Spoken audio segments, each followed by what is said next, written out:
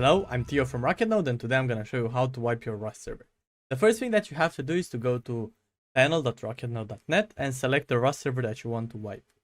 Make sure that before deleting any files, your server is stopped. If it's not, just press on the stop button and give it a second.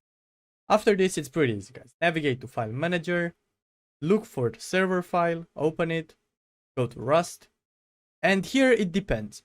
If you want to only wipe your map, delete all the files that have the name procedural map. In this case, there are a lot more than usual because I loaded maps after maps. But in most of the cases, there are only going to be like 3-4 files. If I delete these, I only deleted the map. But players will still have the blueprints.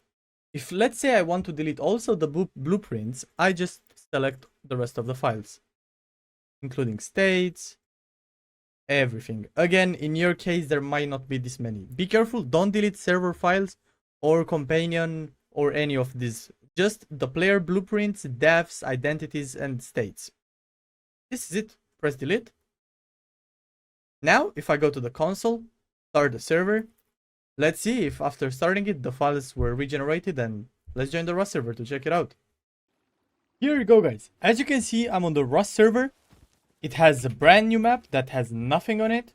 And if we give it a check, there you go. I have no BPs. It's this easy. If you have any questions, drop them in the description, or you can join our Discord server and make a ticket. See you in the next one.